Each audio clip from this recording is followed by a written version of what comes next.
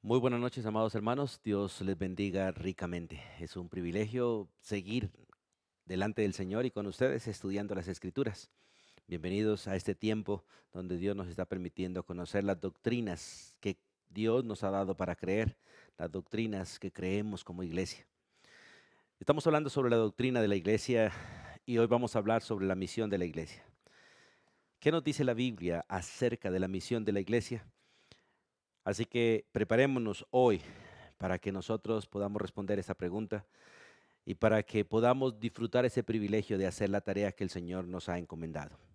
Vamos a orar, vamos a encomendarnos en las manos de Dios, vamos a buscar su dirección, vamos a pedirle que sea su Espíritu realmente el que obre en nosotros, no solamente para entender la misión, sino para cumplir esa misión que Él nos ha encomendado. Amado Padre y Dios Todopoderoso, Señor en los cielos y Señor en la tierra. Gracias porque tú eres Dios sobre todas las cosas, porque tú creaste todas las cosas y todas las cosas te pertenecen, Señor. Y gracias porque no solamente nos creaste a nosotros, sino que nos llamaste, Señor, a ser el pueblo amado, el pueblo que tú has salvado y el pueblo a través del cual tú haces esa obra perfecta que estás haciendo en esta tierra. Doy gracias por la iglesia, Dios. Doy gracias por el cuerpo de Cristo. Doy gracias por cada uno de nuestros hermanos, cada persona que ha conocido a Jesucristo como Señor y Salvador, cada persona que disfruta el privilegio de ser miembro del cuerpo de Jesús, cada persona que disfruta el privilegio de ser templo del Espíritu Santo, cada persona que disfruta el privilegio de leer las Escrituras, entender las Escrituras y puede obedecer las Escrituras y puede compartir las Escrituras a otros. Gracias por hacer de nosotros, Dios, un pueblo especial, un pueblo escogido, un pueblo que tiene un propósito, Dios, en el propósito tuyo. Un pueblo, Señor, que disfruta la presencia tuya, la gloria tuya y un pueblo que va a disfrutar el estar con Cristo para siempre. Nos encomendamos en tus manos y ruego la dirección de tu Santo Espíritu para poder entender, Señor, cuál es la misión que tú nos has dado en esta tierra y que podamos realmente hacerla, Señor, de la manera que tú la hiciste a través de tu Hijo Jesucristo, de la manera que tú la haces hoy por el Espíritu Santo. Gracias porque eres Dios y gracias por hacernos partícipes, Dios, de la obra tuya y ser parte de ella también. En el nombre de Jesús. Amén y amén. Hablando de la misión de la iglesia, vamos al libro de Efesios, por favor, capítulo 4, versículo 12. Efesios capítulo 4, versículo 12. Hablando del andar de la iglesia en Efesios 4, nos habla realmente de esa misión que tenemos. El Efesios capítulo 4, 5 y 6 habla del andar del pueblo de Dios, del andar de la iglesia. Y allí en Efesios 4, versículo 12 dice que el Señor constituyó liderazgo, pastores, evangelistas y maestros, dice, a fin de perfeccionar a los santos, a cada uno de los que hemos conocido a Jesucristo. ¿Para qué? Dice, para la obra del ministerio, para la edificación del cuerpo de Cristo. De hecho, estas dos cosas son realmente la misión de la iglesia. Tenemos una misión hacia el mundo y tenemos una misión hacia el cuerpo. Tenemos una responsabilidad delante de Dios para con este mundo y tenemos una responsabilidad delante de Dios para con cada uno de nuestros hermanos, para con cada una de las personas que han conocido a Cristo. Por eso el texto dice que Dios ha puesto realmente el liderazgo en la iglesia para perfeccionar a cada uno de los creyentes, a cada uno de los santos, para dos cosas. Primero, para la obra del ministerio que tiene que ver con nuestra responsabilidad con el mundo y la otra para la edificación del cuerpo de Cristo. A todos nosotros Dios nos ha dado la gracia de tener ministerio y de tener dones. Con el ministerio servimos y lo hacemos a través de los dones y los dones sencillamente es la manera en que el Espíritu Santo opera en cada uno de nosotros. No son las capacidades nuestras, es el operar del Espíritu Santo en cada creyente. Por eso vamos a mirar a través de las Escrituras la misión de la iglesia primero para con el mundo, donde dice la Biblia, para la obra del ministerio, aquel trabajo que tenemos hacia el mundo. Ahora, con el mundo solamente Dios quiere que tengamos una relación realmente de misioneros. Hemos sido enviados al mundo. Estamos en el mundo, no somos del mundo, fuimos enviados al mundo a cumplir la gran comisión. Y en ese trabajo de la gran comisión, vamos a Mateo capítulo 28, ustedes conocen bien este texto, donde el Señor, después de haber resucitado, Él se reúne con sus discípulos antes de subir a los cielos y les recuerda esa tarea o les da la gran comisión. Mateo capítulo 28, el versículo 18, la escritura dice estas palabras. Y Jesús se acercó y les habló diciendo, toda potestad o toda autoridad me dada en el cielo y en la tierra. Él, a través de su muerte, su sepultura y su resurrección, adquirió la autoridad para estar por encima de toda creación y de toda criatura. Recordemos que antes de que Cristo viniese a la tierra, de alguna manera el enemigo era el príncipe de este siglo y de hecho sigue siendo el príncipe de este siglo, solamente que ya hay alguien que está por encima de él y este es Cristo. Satanás intentó hacer caer a Jesús, intentó manipular a Jesús porque las cosas de esta tierra estaban bajo su autoridad completa. Pero una vez Jesús lo venció en la cruz, Él tomó el dominio de todo aquello que aún Satanás tenía. Y aunque no le quitó completamente el gobierno de todas las cosas, Cristo está por encima de él y por encima de todo. Y aunque sigue siendo el príncipe de este siglo, Cristo es el rey, el que estaba por encima. Es un ejemplo más o menos de lo que pasó en el Antiguo Testamento con Saúl y David. Saúl le fue entregado el gobierno y a pesar de que fue destituido del reino y Dios nombró a otro rey, esto es a David, Saúl siguió luchando contra David y contra aquellos que David gobernaba o sobre los que David reinaba. Esta comparación es ah, muy acertada, digamos así, comparado con lo que Jesús como rey. Él fue nombrado rey, aún su reino no ha empezado, su reino no ha llegado, pero Él es rey y gobierna sobre su pueblo, pero aún no es rey sobre el mundo. Y Satanás se opone completamente a Cristo y a su pueblo. Pero llegará el momento en que Cristo será colocado en el trono y le quitará completamente todo dominio a Satanás y destruirá realmente al enemigo. Y nosotros tenemos una misión en esta tierra donde Satanás aún sigue siendo príncipe, pero Él, Cristo, es el rey. Por eso dice Jesús, les dice, toda potestad me es dada en el cielo y en la tierra. Como soy autoridad aún sobre Satanás y sobre todo lo creado como criatura, porque como Dios, Él es Dios y tiene autoridad sobre todo, pero como criatura, Cristo, como hombre, ahora está por encima de todo y tiene toda autoridad en el cielo y en la tierra y da una orden. Por tanto, vayan y hagan discípulos a todas las naciones, bautizándolos en el nombre del Padre y del Hijo y del Espíritu Santo. Nosotros tenemos una misión en el ser y en el hacer. En el ser, en lo que somos, tenemos una misión. Y en el hacer tenemos una misión. En el hacer debemos ir a ser discípulos. Y en el ser somos realmente la sal, somos la luz de esta tierra. Así que mirando la gran comisión, empecemos en esta parte en el ser. Tenemos una misión para el mundo en nuestro ser, en lo que somos. La Biblia es muy clara cuando a nosotros nos dice que nosotros somos linaje escogido, real sacerdocio, nación santa, un pueblo realmente adquirido por Dios para anunciar las virtudes de aquel que nos llamó de las tinieblas a su luz admirable. Esto lo dice Primera de Pedro 2:9. Nosotros somos linaje escogido, somos real sacerdocio, somos nación santa. Un pueblo adquirido por Dios, comprado a precio de sangre, para una misión: anunciar las virtudes, anunciar los atributos, anunciar las cualidades, anunciar las características, anunciar a Cristo Jesús, a todas las naciones. Por eso en el ser nosotros tenemos una posición y Dios nos dio una gran posición en esta tierra.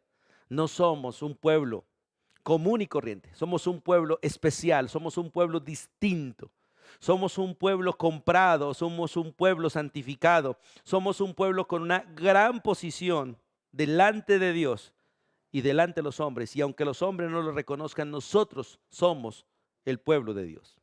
Vamos al libro de Mateo, por favor. Capítulo 5. En Mateo capítulo 5, el versículo 13, la escritura dice estas palabras. Mateo capítulo 5, versículo 13. Jesús le dice a los discípulos: vosotros sois la sal de la tierra. Pero si la sal se desvaneciere, ¿con qué será salada? No sirve más para nada, sino para ser echada fuera y hollada por los hombres. Nosotros somos la sal de la tierra. La sal básicamente tiene algunas cualidades maravillosas. Una es que da sabor y la otra es que preserva. De hecho, quien Dios puso en esta tierra para darle sabor a la tierra es Cristo. Pero Cristo en nosotros le sigue dando sabor a la tierra. Él vino a la tierra e hizo cosas que nadie ha hecho ni puede hacer. Pero hoy Él, a través de su pueblo, sigue siendo realmente aquel que cambia el mundo, aquel que trae esperanza, aquel que le da realmente sabor a la vida humana, porque el único que realmente le da sabor a la vida humana es Cristo Jesús. Él le da sentido al ser humano, Él le da sentido a las cosas. Salomón escribió un libro, y ese libro de Eclesiastés, donde él muestra realmente al hombre sin Dios. Y el hombre sin Dios vive realmente en vanidad, y todo es vanidad. Porque por más que tenga cosas, al final todo es trabajo, cansancio, agotamiento. Pero no así para el hombre que está en Cristo Jesús. Porque realmente en Cristo Jesús somos más que vencedores, somos victoriosos. En Cristo Jesús todo tiene sentido.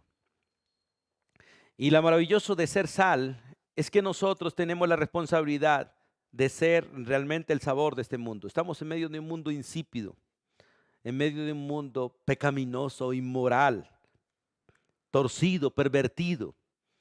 Y nosotros somos realmente ese instrumento que Dios ha puesto para que Cristo a través de nosotros siga siendo el que le da sabor a este mundo y el que lo preserva.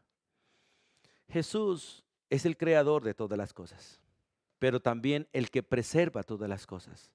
Porque en Él fueron hechas todas las cosas, por Él fueron hechas todas las cosas y para Él son todas las cosas. En Él vivimos, en Él existimos y gracias a Él todo sigue su curso. El mundo fue hecho cristocéntrico y fue hecho bibliocéntrico porque todo se sostiene por la palabra de Dios. Cristo vino a la tierra en forma humana y subió a los cielos, pero hoy está en usted y en mí y en cada uno de los que hemos conocido a Cristo. Y Él sigue siendo aquel que le da sabor a este mundo y sigue siendo aquel que preserva este mundo a través de su pueblo. Tenemos una gran responsabilidad de vivir el Evangelio, de vivir a Cristo, de compartir el Evangelio, de compartir a Cristo en lo que somos, en el testimonio diario, en el hablar diario, en el vivir diario. Mire lo que dice Colosenses capítulo 4. No pierdan Mateo, por favor, que ya volvemos. Pero en el libro de Colosenses capítulo 4, el Espíritu de Dios a través del apóstol Pablo, invitando a la iglesia realmente a cumplir la gran comisión. Porque en el versículo 3 le dice: oren por nosotros, para que el Señor nos abra puerta para la palabra, a fin de dar a conocer el misterio de Cristo, por el cual también estoy preso. Para que lo manifieste, cómo debo hablar. Oren para que andemos sabiamente para con los de afuera y redimiendo el tiempo, porque es una orden realmente para todos nosotros. Pero el versículo 6 dice: sea vuestra palabra siempre con gracia, sazonada con sal, para que sepáis cómo debéis responder a cada uno. Cada creyente tiene sabor y debe hablar con sabor, de tal manera que los que nos oyen quieran oír, que los que nos oyen oigan palabras con sazón, con sabor, que realmente la gente disfrute el escuchar a un cristiano. Hay personas que realmente son sin gracia para hablar, pero la Biblia dice que nosotros debemos hablar siempre con gracia. Y debemos orar a Dios para que nos dé gracia para hablar. que al hablar la gente quiera escuchar, aunque realmente el mundo no quiere escuchar a Dios. Pero aquellos que han sido llamados serán tocados por el Espíritu para oír la palabra de Dios a través de los siervos de Dios que hablen con sabor. Y dice la Biblia que debe ser esa palabra sazonada, que realmente tenga sabor. No sé cuántos de ustedes se han echado a la boca alguna comida, una sopa, digamos así, sin sal. Uno tiende a tratar de devolverla. Pero cuando uno lleva a la boca algo sazonado, wow, uno desea masticarlo, desea saborearlo y después comerlo. Pero aquello que está sin sal, la verdad, produce vómito. Y muchos de nosotros en lo que decimos, le producimos a los demás ganas de vomitar. Pero qué bueno cuando hablamos con gracia, cuando hablamos con sazón. Cuando la gente pregunta, dice la Biblia, nuestra boca debe estar preparada para responder a cada uno de la manera correcta, con la verdad, con sabor, con el sabor de Cristo Jesús, con el sabor que produce el poder del Espíritu Santo en el corazón de un creyente. Y usted debe saber esto, donde quiera que un creyente esté, allí Dios está sazonando y preservando. Este mundo no ha sido destruido porque la iglesia sigue en el mundo. Pero la Biblia ratifica que el día que la iglesia sea quitada del mundo, la ira de Dios se manifestará para con el mundo. Es necesario que la iglesia un día sea quitada de este mundo para que la mano de Dios venga sobre este mundo con su ira, con su juicio. Porque los hombres han detenido en injusticia la verdad. Por lo tanto, la ira de Dios se manifiesta de los cielos, pero aún no ha caído sobre el mundo, sobre los impíos, porque aún la iglesia sigue en el mundo como el instrumento que Dios tiene para preservar este mundo, para sazonar este mundo. Por eso la respuesta que el mundo está buscando, la solución que el mundo necesita, no son mejores gobiernos, es una iglesia que predique, es una iglesia que viva el evangelio, porque el mundo necesita a Cristo. Y hoy Cristo se manifiesta a través de su cuerpo, a través de su iglesia, los cuales somos la sal de esta tierra. Pero el versículo 14 de Mateo 5, 14 al 16 dice la escritura, vosotros sois la luz del mundo. Una ciudad asentada sobre un monte no se puede esconder. Ni se enciende una luz y se pone debajo de una almohada, sino sobre el candelero y alumbra a todos los que están en casa. Así alumbre vuestra luz delante de los hombres para que vean vuestras buenas obras y glorifiquen a vuestro Padre que está en los cielos. Nosotros no solamente somos sal, no solamente somos sabor, no solamente hemos sido colocados para preservar, sino que somos la luz del mundo. Cuando Cristo estuvo en la tierra, Él dijo claramente, yo soy la luz del mundo. Y Él sigue siendo la luz del mundo, pero ahora a través de su iglesia, a través de cada uno de nosotros, los miembros de su cuerpo. Su cuerpo debe brillar con la luz de Cristo. Su cuerpo debe brillar con el resplandor de Cristo, con la gloria de Cristo, porque San Juan capítulo 17 dice que Él nos dio su gloria. Él nos la dio, está en nosotros. Un día vamos a ver la gloria de Él con nuestros ojos, pero Él nos ha dado su gloria. Al darnos su espíritu, al darnos su palabra, al salvarnos, al limpiarnos, al renovarnos, al ponernos en Él, nos ha dado su gloria y hoy Él es a través de nosotros la luz del mundo. Y como nosotros estamos en Él y Él está en nosotros, como nosotros somos de Él, nosotros hoy somos la luz del mundo y Cristo brilla a través de nosotros. Una ciudad, dice la Biblia, que está edificada sobre una montaña. Ella no se puede esconder. Siempre en medio de las tinieblas, esa ciudad brillará. La luz de esa ciudad se verá desde cualquier lugar como un faro que está en lo alto, guiando, mostrando realmente a los que navegan, dándole dirección. Y por eso dice la Biblia que una luz, cuando se enciende, no se pone debajo de las cosas, se pone en lo alto. Ustedes saben que un bombillo no se pone en el piso, aunque algunos hoy ponen bombillos decorativos en el piso y de colores. Pero un bombillo para dar luz no se pone en el piso. Un bombillo para dar luz se pone en lo alto. Por eso los bombillos van arriba, arriba en el techo o a los lados de las paredes. pero lo ponerá arriba en el techo, porque desde allí da luz, abarca toda, a todo el lugar que van a alumbrar. Por eso dice el texto que se pone sobre un candelero y alumbra a todos los que están en casa. Nosotros los creyentes no fuimos hechos ni fuimos llamados para estar escondidos. La mayoría de nosotros nos encerramos en un templo, nos encerramos bajo cuatro paredes y gracias a Dios por ese lugar donde Dios nos permite adorarlo a Él y servirle a Él. Pero nosotros realmente debemos entender que somos luz y que debemos estar en lugares visibles, siendo luz, dando luz en medio de las tinieblas. Un bombillo no resplandece al mediodía, un bombillo resplandece cuando hay oscuridad. Y este mundo está lleno de oscuridad. Y la iglesia debe resplandecer en medio de este mundo, siendo luz, mostrando las cosas tal como son. Por eso el versículo 16 dice, así alumbre, como un bombillo alumbra cuando está en lo alto. Así alumbre delante de los hombres nuestra luz. Cristo Jesús. ¿Para qué? Para que los hombres vean nuestras buenas obras, porque así brillamos. ¿Cómo somos luz? A través de lo que hacemos, a través de lo que decimos, a través de cómo vivimos, a través del ejemplo, somos luz para otros. Somos guías, somos ejemplo, somos dirección para otros. Por eso el apóstol Pablo dice, sean imitadores de mí como yo de Cristo. Esa es una manera de ser luz. Para que los hombres vean vuestras buenas obras y mirando nuestras buenas obras, no nos alaben a nosotros, no nos exalten a nosotros, sino que glorifiquen a aquel que está en nosotros, a Dios, nuestro Padre, el cual está en nosotros por su Espíritu.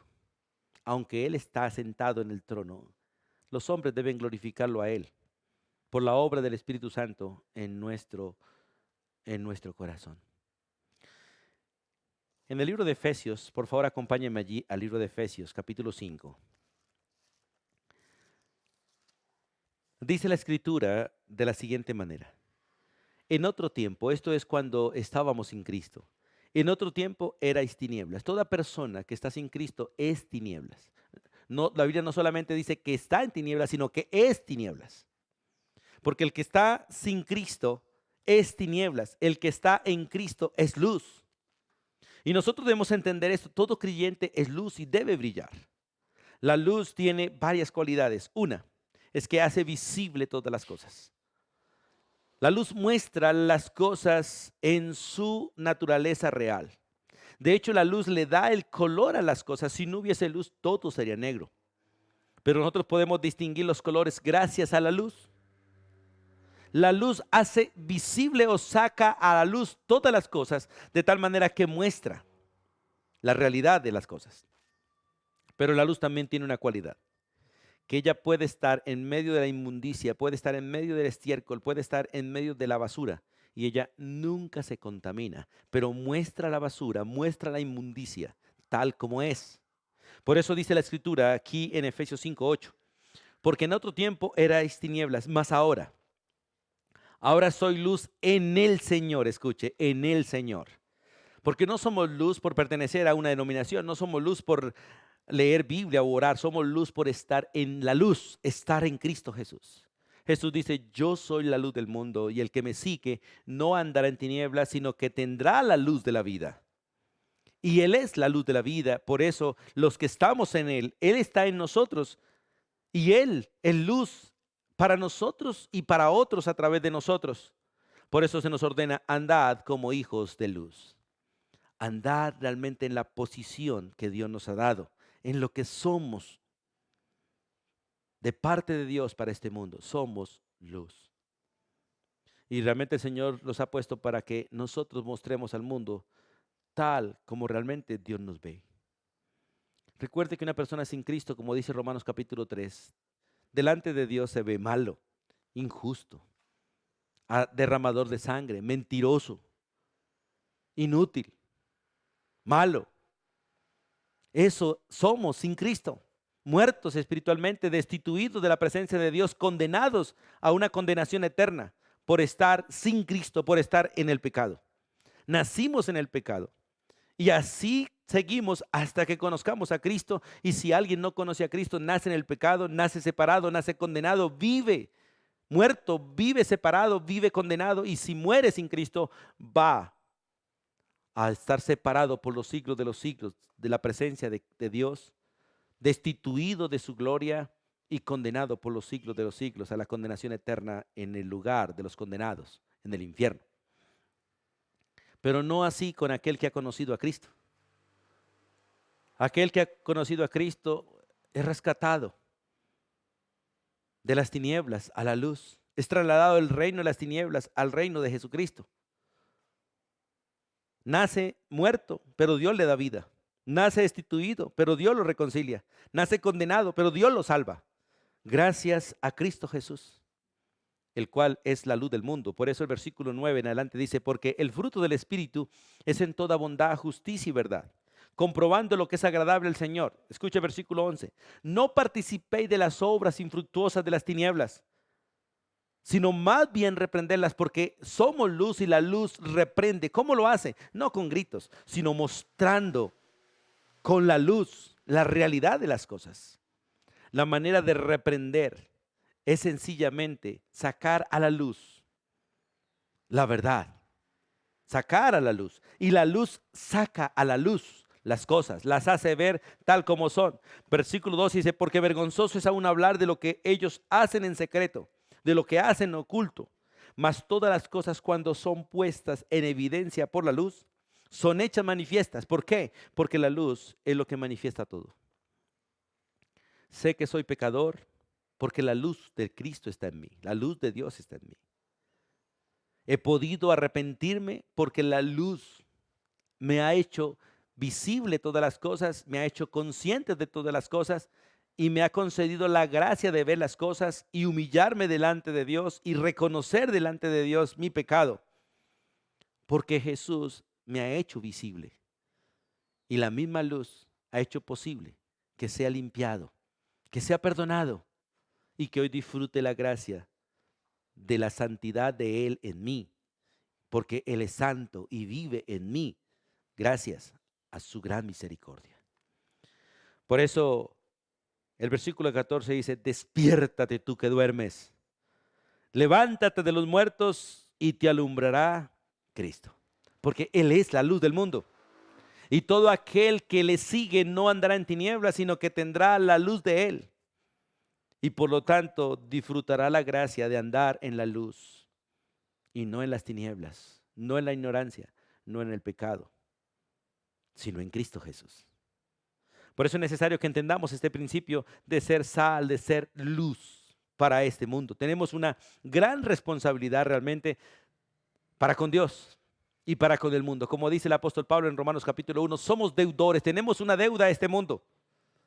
El hecho es que nosotros éramos como ellos, vivíamos como ellos, andábamos como ellos, pero ahora estamos en Cristo Jesús. Ahora nosotros tenemos aquello que ellos necesitan y nosotros no podemos ser egoístas, tenemos que compartir con ellos la verdad. Dios nos hizo cuerpo de Cristo para que el ministerio de Cristo continúe en la tierra, para que el ministerio de Él continúe llamando a los que deben ser salvos, llamando a aquellos que Él escogió, aquellos que Él predestinó, aquellos que Él justificó, aquellos que Él llevó en la cruz, deben ser llamados a Cristo a disfrutar la salvación. Y tenemos esa responsabilidad nosotros de vivir en el ser, en lo que somos delante de Dios, sal y luz. Por eso tenemos una gran responsabilidad de mostrar a Dios al mundo. Vamos al libro de Hechos, por favor. Mirando el ejemplo de la iglesia primitiva, en Hechos 2, del versículo 41 en adelante, vemos una gran responsabilidad que tenemos en el ser. La primera de ellas es vivir la presencia de Dios. En el versículo, allí en el versículo 41 y 42 dice la escritura de la siguiente manera. Así que los que recibieron su palabra fueron bautizados y se añadieron aquel día como 3,000 personas. Y perseveraban en la doctrina de los apóstoles, en la comunión unos con otros, en el partimiento del pan y en las oraciones. Esta era la vida básicamente de la iglesia primitiva y debe ser la vida de la iglesia durante todos los tiempos. Una de las cosas que tenemos que hacer y una responsabilidad que tenemos delante de Dios es vivir la presencia de Dios, o sea, vivir en comunión, vivir como cuerpo.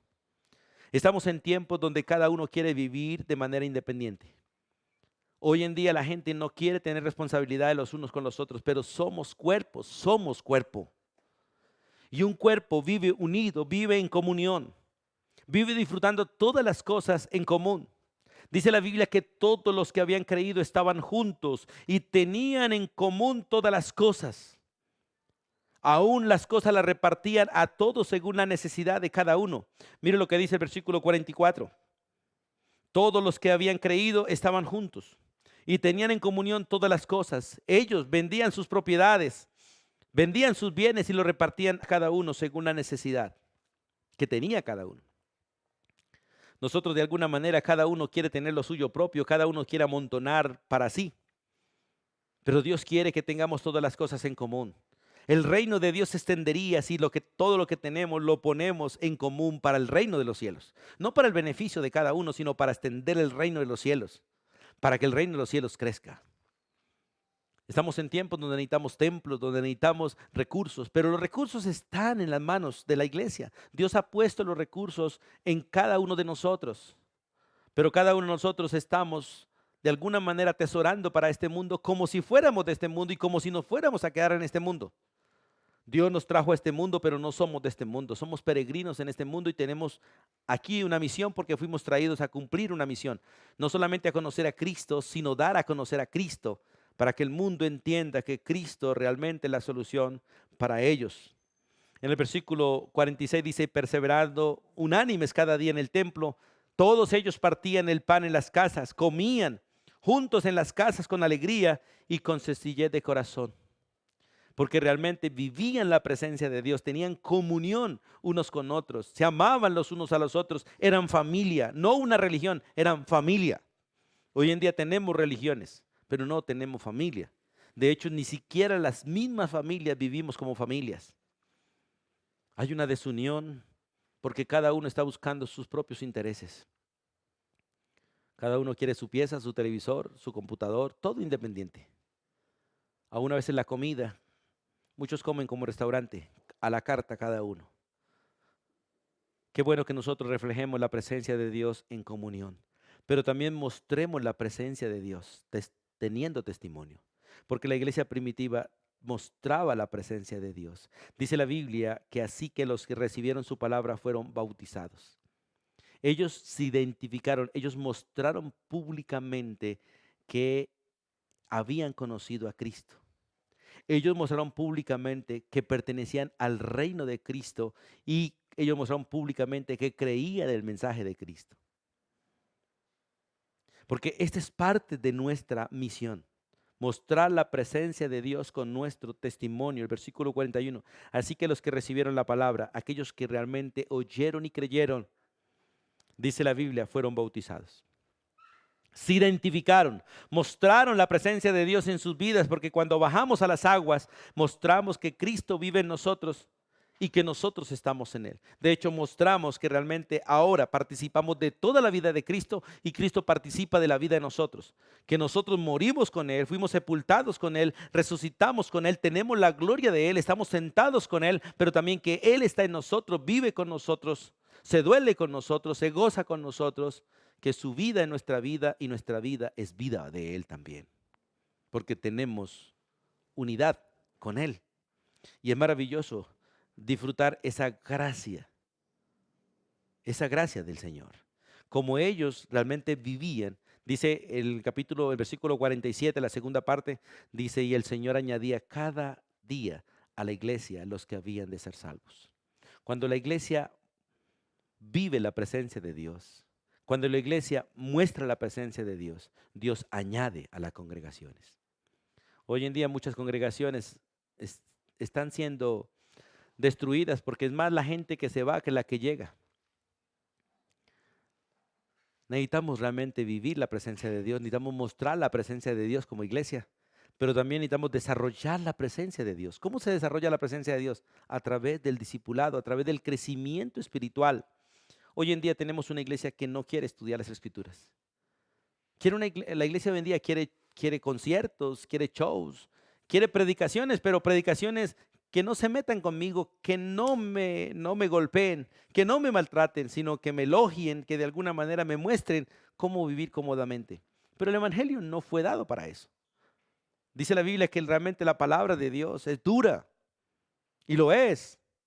Entra como clavos torcidos a nuestra vida.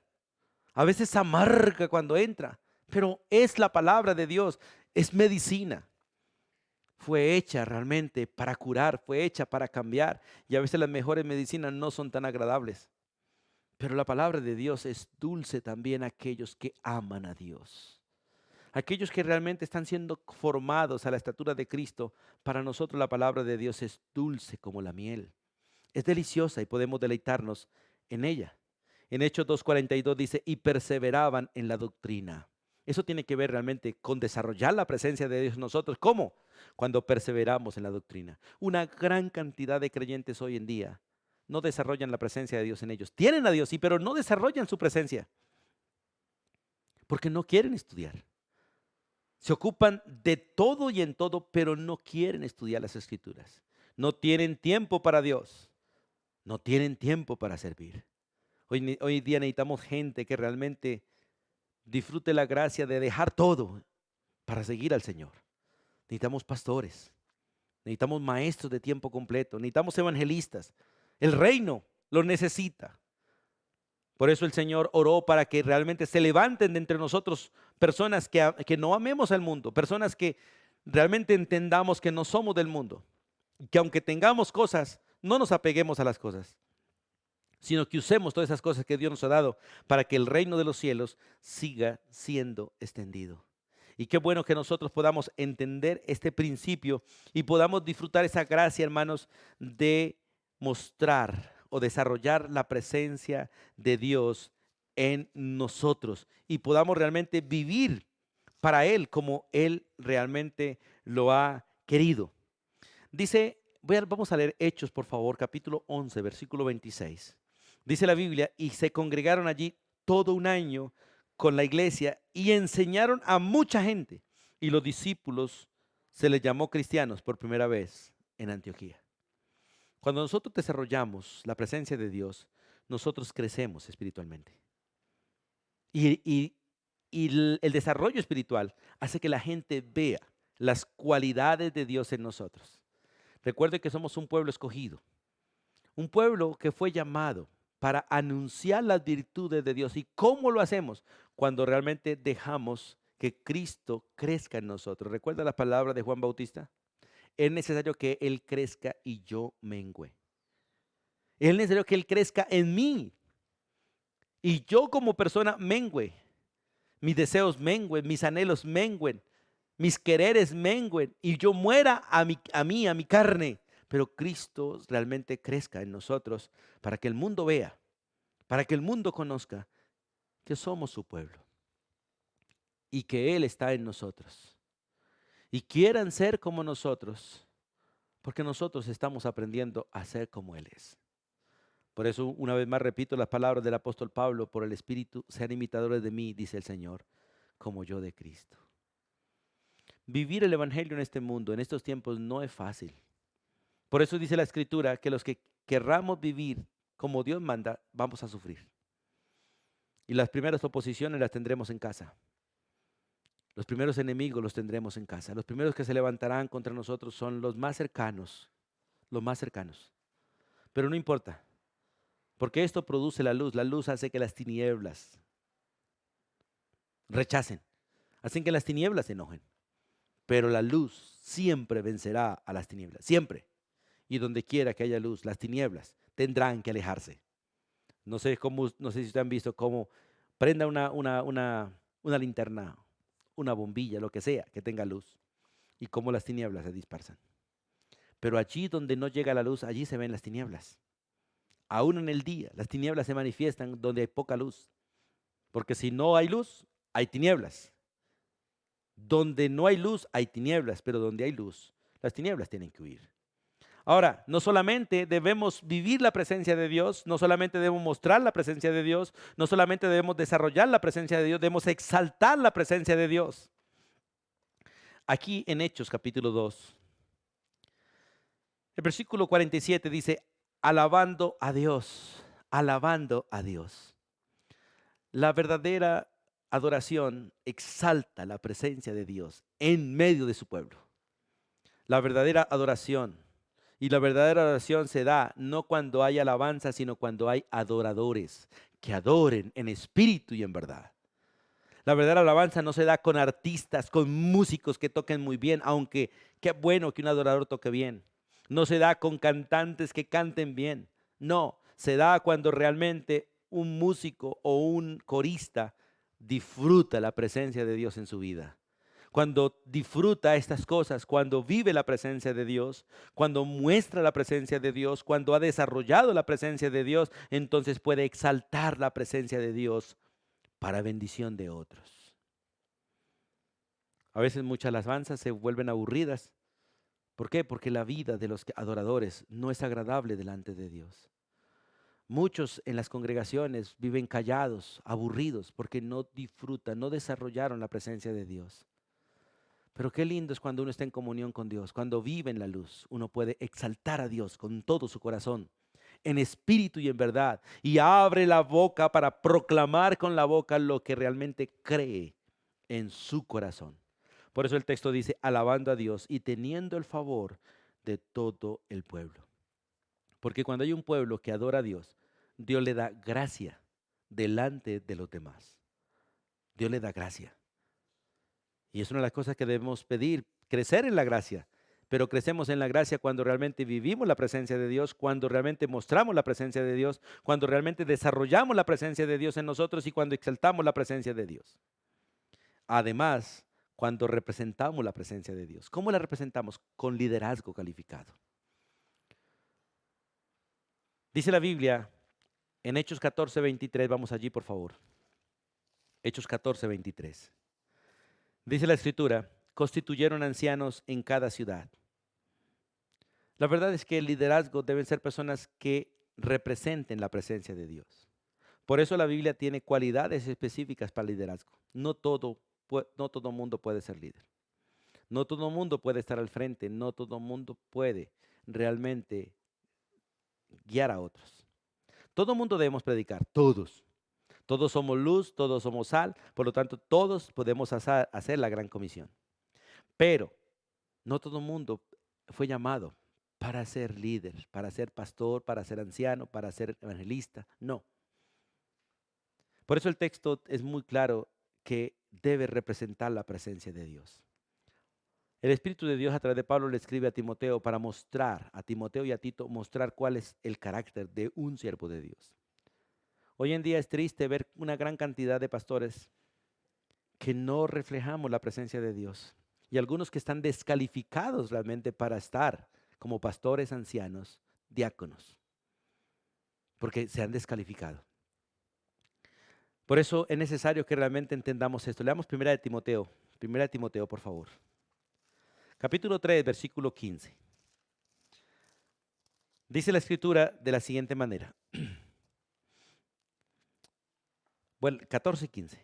Esto te escribo, aunque tengo la esperanza de ir pronto a verte, le dice Pablo a Timoteo, para si tardo, sepas cómo debes conducirte en la casa de Dios, que es la iglesia del Dios viviente, columna y baluarte de la verdad.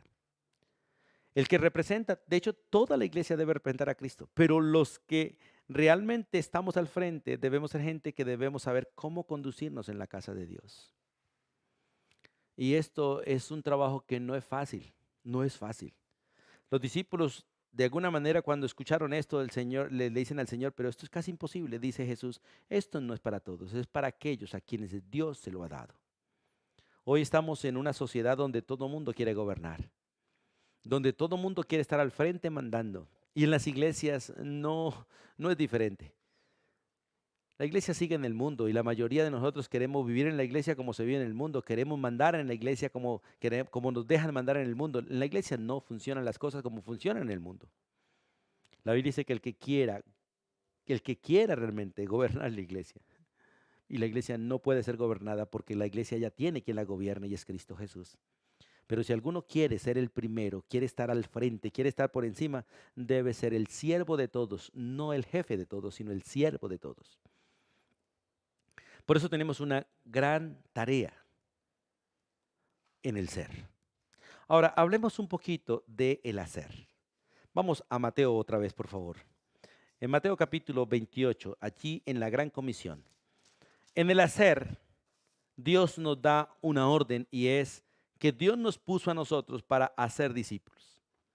Debemos ser discípulos para poder hacer discípulos. Debemos ser discípulos para poder hacer discípulos. Nadie llega a ser maestro si no fue alumno. Y todos los que querramos ser o hacer discípulos tenemos que haber sido ya antes discípulos. Por eso Dios nos manda y la orden inicial es que todos iniciemos siendo discípulos. Vayan y hagan discípulos. Vayan, evangelicen. Y el que cree y fuere bautizado, empiecen a discipularlo. Básicamente él dice en Mateo capítulo 28, versículo 20, por tanto, id, vayan, evangelicen, siembren la semilla y hagan discípulos a todas las naciones. Dios no solamente quiere hijos, quiere que cada hijo sea un discípulo. Nosotros para ser hijos no hicimos nada, todo lo hizo Dios. En lo natural y en lo espiritual funciona igual. En lo natural, ninguno de nosotros hizo nada para ser hijos de nuestros padres. De hecho, aceptamos por fe el ser hijos, porque no escogimos el vientre, no vimos en qué vientre estábamos, no supimos, no vimos ni supimos cuando salimos del vientre. De hecho, los primeros años no recordamos nada de eso, primero 2 años no recordamos. No supimos realmente quién era nuestra madre, creímos en ella porque ella nos enseñó que ella era nuestra madre. Creímos en un padre que dice ser nuestro padre, pero no hicimos nada para ser hijos de ellos. Ellos hicieron el trabajo por nosotros, humanamente hablando. En lo espiritual nosotros no hicimos nada para ser hijos de Dios. Él hizo la obra completa. Dios Padre, Dios Hijo, Dios Espíritu Santo hizo la obra. Pero ahora que somos hijos, Dios quiere que seamos discípulos. Muchos están tranquilos y conformes con ser hijos nomás, pero el hijo fue llamado no solamente a ser hijo, sino a ser discípulo de su padre, a ser un seguidor de su padre y a cumplir la tarea de su padre. Ustedes ven en la Biblia que por lo general el hijo mayor ocupaba básicamente o aprendía la labor de su padre y era el heredero mayor, el que básicamente seguía el camino de su padre, aunque era también responsabilidad de todos los demás hijos, pero por lo general era el primero. Jesús fue hijo de un carpintero y fue carpintero, humanamente hablando, pero realmente él era hijo de Dios. Y no solamente estaba contento por ser hijo, él sabía que debía ser discípulo de Dios. Por eso se dispuso desde su niñez a hacer la voluntad de su padre, a hablar como su padre, a imitar a su padre, a obedecerle a su padre. Y lo hizo. Ahora Él quiere que nosotros también seamos como Él fue delante del Padre. Un discípulo, uno que obedeció, uno que llegó a ser semejante a. Porque hoy en día la gente quiere ser alumna. Un alumno es uno que sencillamente recibe conocimiento de un maestro para luego hacer con el conocimiento lo que él quiere. Pero el discípulo no. El discípulo es uno que está siendo enseñado como por el maestro para ser igual que el maestro, para ocuparse de las cosas del maestro. Por eso bástale a todo discípulo, dice la Biblia, ser como el maestro.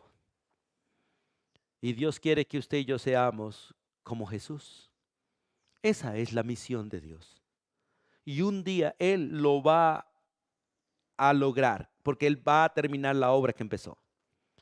Primera de Juan capítulo 3, versículos 2 y 3 dice que hoy somos hijos de Dios. Hoy somos hijos de Dios. Pero aún no se ha manifestado lo que debemos ser. Porque cuando Él se manifieste, seremos semejantes a Él. Porque le veremos tal como Él es. Por eso dice la Biblia que el que realmente tiene esta esperanza se santifica a sí mismo, se limpia. Y recuerde que la santificación y la limpieza no vienen por métodos humanos, viene por la palabra de Dios, por el poder del Espíritu Santo en nosotros. Por eso en el hacer, nosotros debemos hacer discípulos, cumplir la gran comisión, aquella comisión para la cual fuimos llamados, como dice Primera de Pedro 2:9. Vosotros sois linaje escogido, vosotros sois real sacerdocio, vosotros sois nación santa, un pueblo comprado con precio de sangre, para anunciar las virtudes de aquel que nos llamó de las tinieblas a su luz admirable. Y anunciamos a Cristo para que seamos conforme a Cristo. no solamente para que Cristo tenga gente que sea fan de Él, no, es para que Cristo tenga discípulos, ovejas que lo imiten, ovejas que aprendamos a hablar como Él, a pensar como Él, a actuar como Él, reaccionar como Él y si es necesario morir como Él, llevando un mensaje de salvación para otros. Él es el único Salvador, pero nosotros podemos dar la vida para que otros sean salvos a través de Cristo Jesús. Por eso es necesario que entendamos esto de la gran comisión. Evangelicen, dice el Señor, evangelicen. En Mateo capítulo 13, la escritura nos muestra allí la parábola del sembrador. Y el sembrador, si quiere tener una buena plantación, tiene que regar la semilla primero. Mateo capítulo 13, la escritura dice de la siguiente manera, acompáñenme allí por favor. Aquel día salió Jesús de la casa y se sentó junto al mar. Y se le juntó mucha gente y entrando él en la barca se sentó y toda la gente estaba en la barca, en la playa, perdón. Y les habló muchas cosas por palabras diciendo, he aquí el sembrador salió a sembrar. Dios le encargó a Cristo la tarea de ser sembrador y nos encargó a nosotros que estamos en Cristo la tarea de ser sembradores. Tal como Él es, debemos ser nosotros en esta tierra. Tal como Él habla, debemos hablar nosotros en esta tierra. Tal como Él vive, debemos vivir nosotros en esta tierra. Y Él fue sembrador, un varón que regó la semilla. Nosotros debemos ser gente que siembre la semilla y la semilla es la palabra de Dios. No las doctrinas denominacionales, sino la doctrina bíblica, la palabra de Dios, aquella doctrina a la que fuimos entregados. Y de la igual manera que un sembrador siembra semilla, nosotros debemos regar la palabra de Dios a todo el mundo, porque dice la Biblia, vayan y hagan discípulos a todas las naciones. Porque en todas las naciones Dios tiene discípulos. No todos de todas las naciones serán discípulos, pero Dios tiene discípulos en todas las naciones. Y debemos regar la semilla en toda la nación para que germine la palabra en aquellos que debe germinar, en aquellos que de antes de la fundación del mundo fueron llamados, fueron escogidos y necesitan oír la palabra de Dios para creer en Cristo Jesús. Por eso en Mateo capítulo 5, los versículos 35 en adelante, vamos allí por favor, a Mateo, no 5, sino 9, perdón. Mateo capítulo 9, versículo 35. Dice la Biblia, recorría Jesús las ciudades y aldeas. ¿Y qué hacía en ese recorrido? Dice, enseñando en la sinagoga de ellos, regando la palabra, regando la semilla, enseñando en la sinagoga de ellos, predicando el evangelio del reino y ocupándose de la necesidad de la gente, dice, y sanando toda enfermedad y toda dolencia en el pueblo, porque Él vino para eso. Y al ver las multitudes, tuvo compasión de ellas. ¿Por qué? Porque estaban dispersas o desamparadas como ovejas que no tienen pastor. Entonces Él se dirigió a sus discípulos y les dijo, a la verdad la mies es mucha, pero los obreros son pocos. Y siempre han sido pocos. Por eso dice la Biblia, roguemos pues al Señor de la mies que envíe obreros a la mies. Y hoy Dios te está llamando a ti y me está llamando a mí a cumplir la gran comisión. Porque somos iglesia, somos cuerpo de Cristo. Tenemos la responsabilidad de ser sal, de ser luz. Tenemos la responsabilidad de vivir a Dios en nuestra vida, de vivir la presencia de Dios, de mostrar la presencia de Dios, de desarrollar la presencia de Dios, de exaltar la presencia de Dios, de representar la presencia de Dios en todo lugar donde vayamos, donde estemos. Por eso el Señor dice, hagan discípulos, evangelicen, bauticen a los que creen, identifíquenlos con Cristo, identifíquenlos con el reino, identifíquenlos con el mensaje de Cristo. Enséñenle las cosas, dice el versículo 20 de Mateo capítulo 28. Vamos allí otra vez. A todos aquellos que realmente creen deben ser bautizados en el nombre del Padre, del Hijo y del Espíritu Santo, porque Dios es trino. Dios es trino, Padre, Hijo y Espíritu Santo. Y enséñenles. Esto es el discipulado, enseñar. No solamente a que sepan, escuchen, no solamente hay que llevarle el conocimiento a la mente, hay que buscar que la persona practique. Dice, enseñándoles que guarden todas las cosas que os he mandado. La mayoría de nosotros hoy nos ocupamos de dar conocimiento, pero no nos ocupamos de que la gente practique. Y es realmente lo que debemos hacer como un soldado. A un soldado por lo general no lo tienen en un salón dándole cátedra, lo tienen en el campo de trabajo haciendo el ejercicio. Al soldado no se le enseña a correr en un salón, se le enseña a correr allá en el campo. Allá se le enseña. Hay clases de salón momentáneas, pero tiene que salir a la práctica. Y el verdadero discípulo no se la pasa todo el tiempo en salones, él tiene que vivir la práctica. Por eso dice, enséñales que guarden todas las cosas que os he mandado. Todo aquello que Él nos ordenó a través de Cristo Jesús y todo aquello que Cristo vivió como parte de su enseñanza. Y Él dice, aquí yo estoy con vosotros todos los días, porque Él está con nosotros. La presencia de su Espíritu está en nosotros y con nosotros todos los días, hasta el fin del mundo.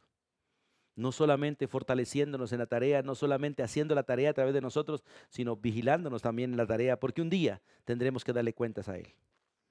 Y qué bueno que usted tenga realmente esa responsabilidad de vivir para el Señor. Y quiero que terminemos volviendo otra vez a Efesios capítulo 4, porque tenemos en esa gran misión, tenemos una responsabilidad también con la iglesia. Y quiero en los cortos minutos que tenemos compartir esto. Efesios capítulo 4. El versículo 12 dice que el Señor está perfeccionando a su pueblo a través del liderazgo, a través de pastores, ancianos y maestros, teniendo como fundamento la escritura, a los profetas y a los apóstoles. ¿Para qué? Dice, para la edificación del cuerpo. Usted y yo tenemos una responsabilidad con la iglesia. Escuchen, no somos una religión, no somos un club, somos un cuerpo. Somos una familia y tenemos una responsabilidad los unos con los otros y es de edificarnos unos a otros. ¿Y cómo nos edificamos? A través de la unión que tenemos como cuerpo, a través de las coyunturas nos edificamos mutuamente, dice la escritura en el libro de Efesios, versículo 15. Sino que siguiendo la verdad en amor, siguiendo la verdad, porque el que no sigue la verdad, el que no vive en la verdad, no edifica, hermanos, destruye. Dice, sino que siguiendo la verdad en amor, crezcamos en todo aquel, crecer en Cristo. Recuerde que tenemos que desarrollar la presencia de Dios en nosotros. Crezcamos en todo aquel que es la cabeza, esto es Cristo, de quien todo el cuerpo bien concertado y unido por las coyunturas que se ayudan mutuamente según la actividad propia de cada miembro, recibe su crecimiento para ir edificándose en amor. Usted y yo tenemos la responsabilidad de edificarnos unos a otros.